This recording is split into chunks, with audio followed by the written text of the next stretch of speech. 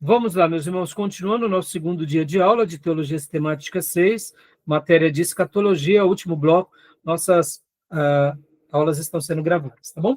Estamos aqui no livro-texto do Gruden. Então, meus irmãos, sobre essa parte, né, da volta de Jesus, alguma dúvida? Alguma observação? Vocês queriam fazer algum apontamento? Eu queria só destacar isso daqui, meus irmãos, né? Os falsos cristãos e falsos profetas, e principalmente aqui, meus irmãos, a salvação de Israel. Queria fazer um breve comentário aqui com vocês sobre isso. Eu acredito muito, quanto mais a gente vai se aproximando do fim, mais esses detalhes vão tendo força, né? E a salvação de Israel, meus irmãos. Eu gosto, tá, meus irmãos? Eu gosto da ideia de que Israel faz parte do relógio de Deus no mundo, tá bom? O povo de Deus lá em Israel, lá onde a antiga Canaã, na Palestina, é o grande relógio de Deus no mundo, tá? Eu gosto de pensar dessa forma. Então, eu particularmente gosto de acompanhar muito o que acontece com Israel, com a nação de Israel, com o povo judeu. Não os trato de uma forma como se eles fossem especiais, no sentido como muitos colocam. Para mim, eles são apenas mais um povo que Deus tem um plano e um propósito, mas eu gosto de olhar para eles, dando esse viés, sim, de que é uma nação diferente. Deus tem um plano com eles, tá bom? É a minha percepção, tá bom, meus irmãos? Eu gosto de ficar acompanhando o que está acontecendo em Israel, a maneira em que o mundo... Podem ver, meus irmãos, eu não estou dizendo que tudo que eles fazem está correto, tá, meus irmãos? Tudo que aconteceu está correto. Tudo que o judeu faz, o judeu já está salvo. Não, para o judeu estar salvo, ele tem que passar pela mesma porta que eu e você. Temos que aceitar Jesus, temos que se arrepender dos pecados, temos que seguir o evangelho, tá bom? Mas eu gosto de olhar por esse critério, tá bom?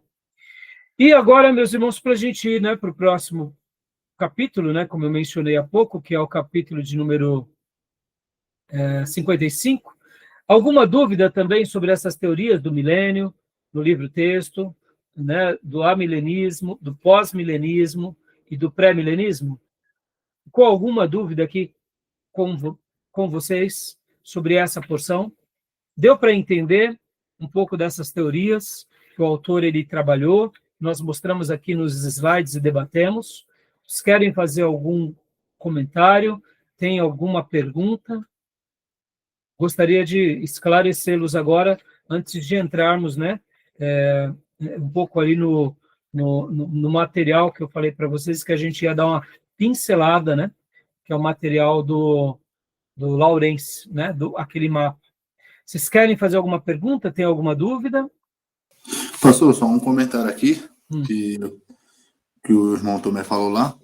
Eu também compartilho do mesmo pensamento do pós-tribulacionismo, porque em questão das profecias e dos versículos que o Tomé falou, eu não consigo acreditar numa segunda chance.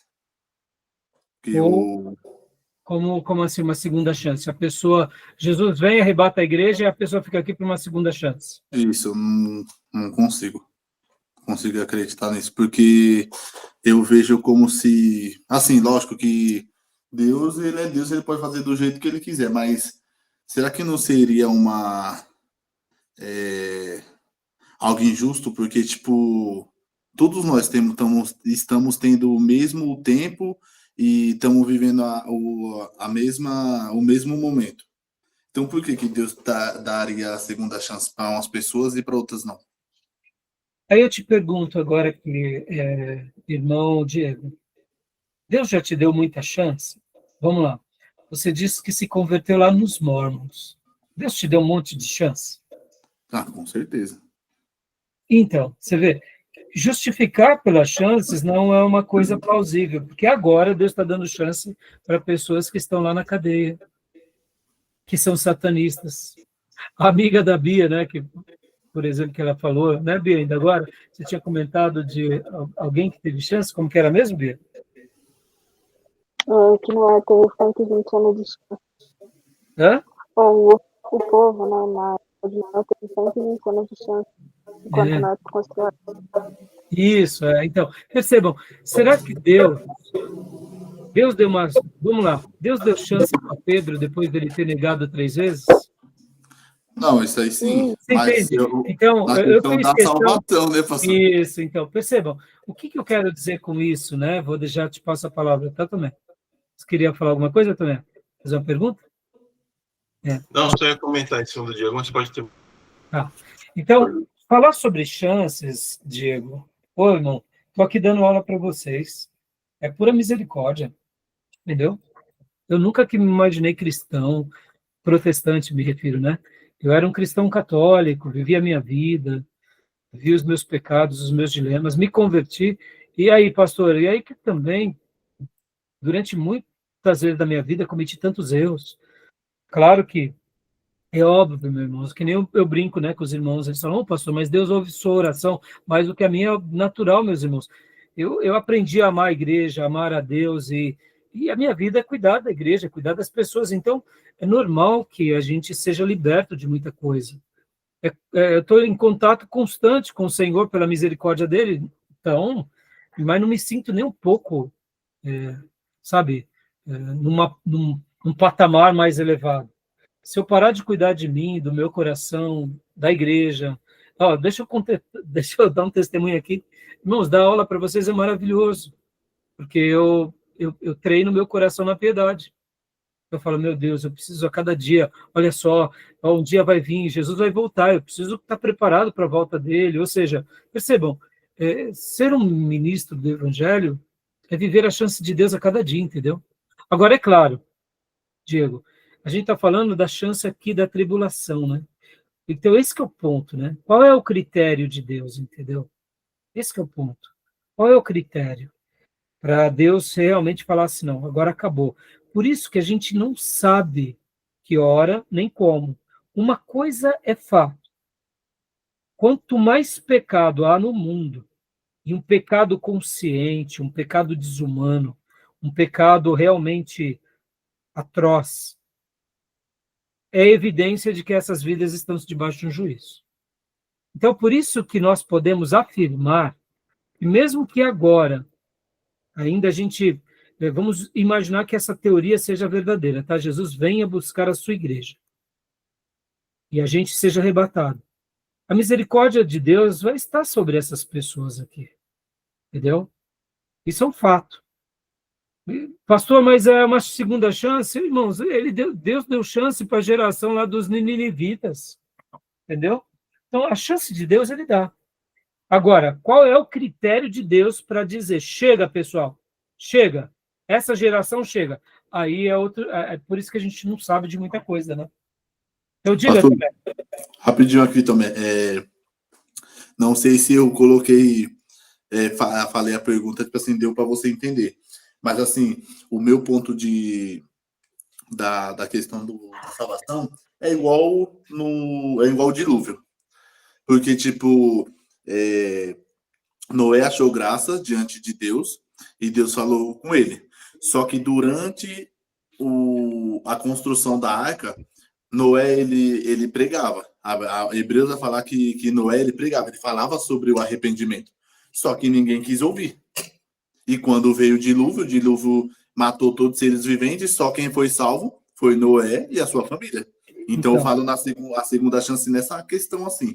Porque todos estão tendo a mesma chance para ser não. Eu entendo. Acho que você entendeu, né? Não, eu te entendi. Sabe o que acontece, Diego? Muitas vezes, o discurso nosso de acreditar que Jesus virá aqui. Não, vamos imaginar aqui os 3 cenários, tá? Jesus vem no começo da tribulação, Jesus vem no meio da tribulação, Jesus vem no final da tribulação, tá?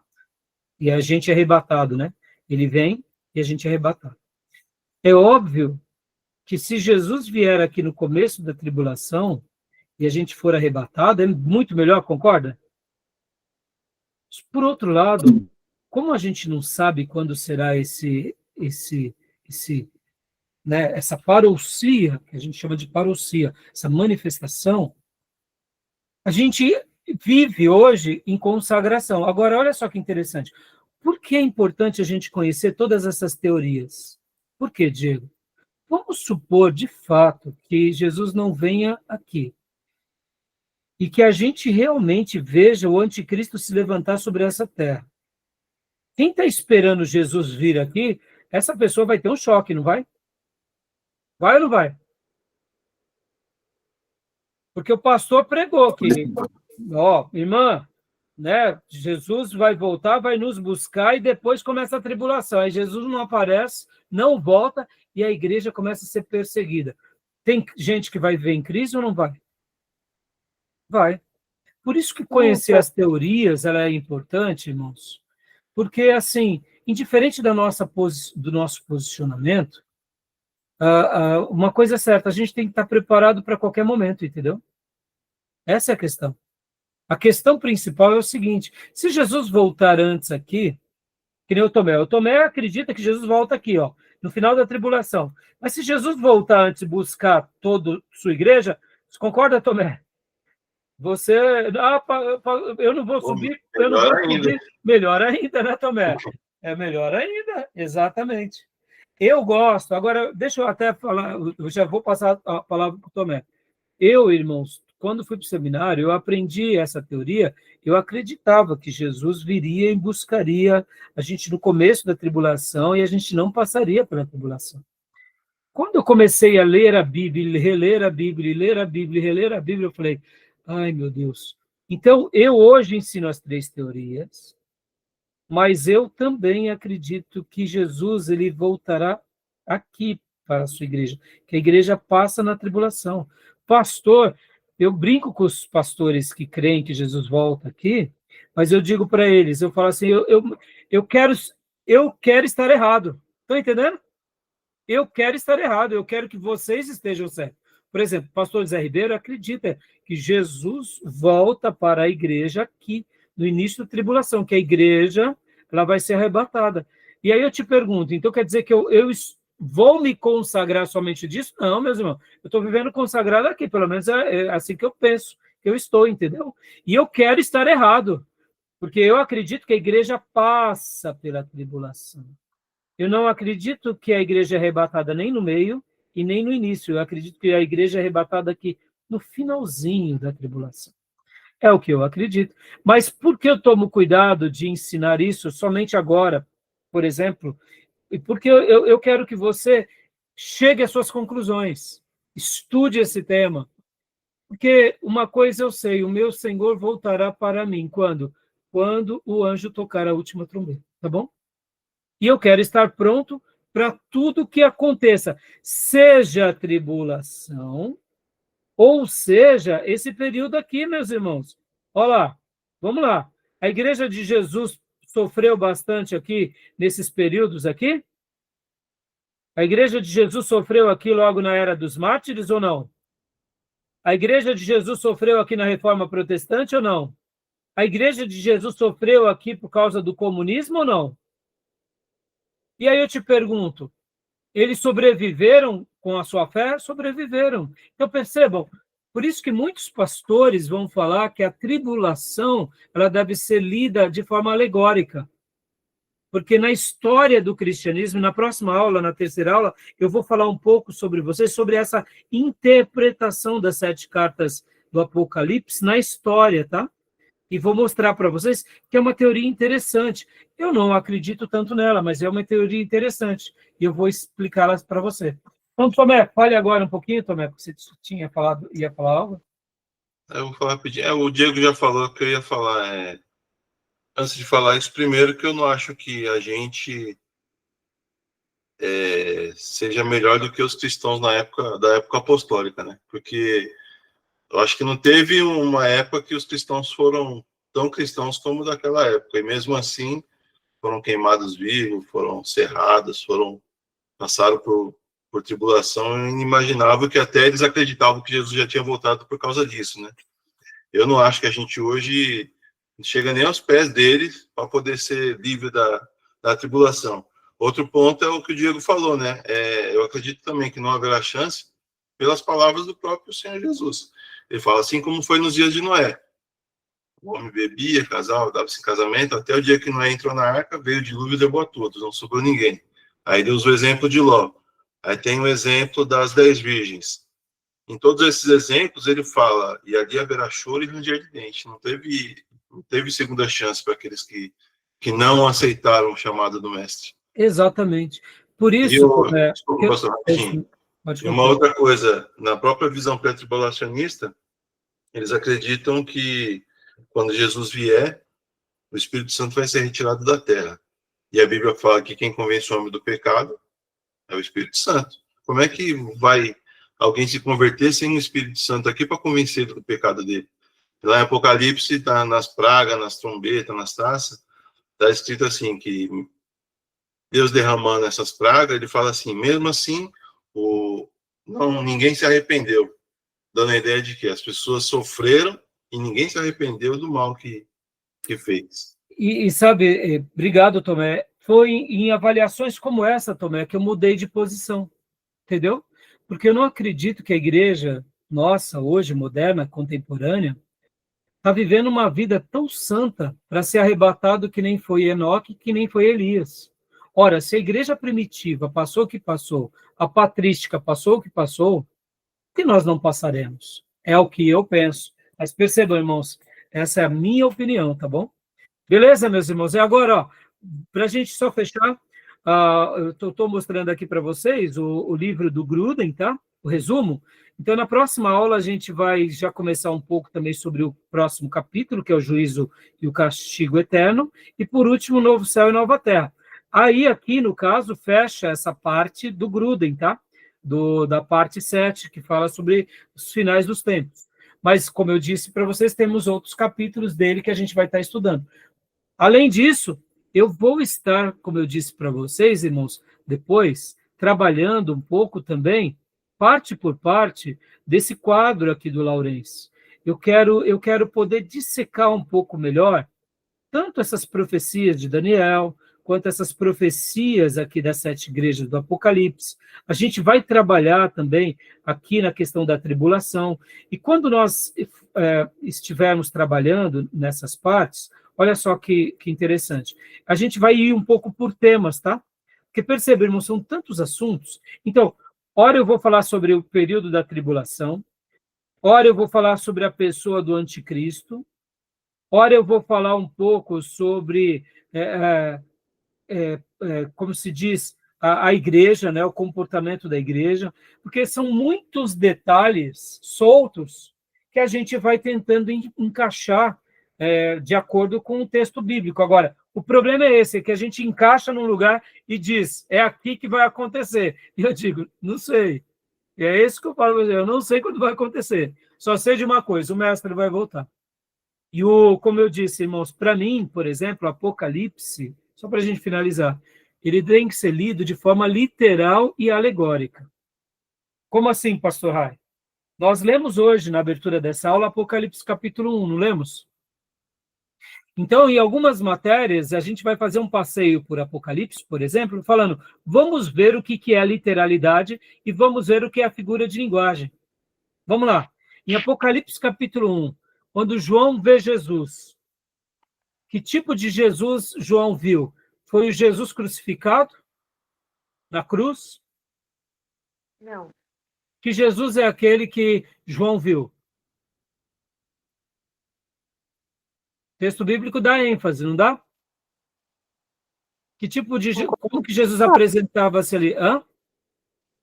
Corpo glorificado, né? Exato, corpo glorificado, Beatriz. De que forma? É um corpo glorificado de que forma? Vamos pôr aqui uma palavra. Espiritual, né? Espiritual, mas é o corpo glorificado, ou seja, Jesus ali aparece de forma gloriosa, tá? Seria essa palavra, tudo bem?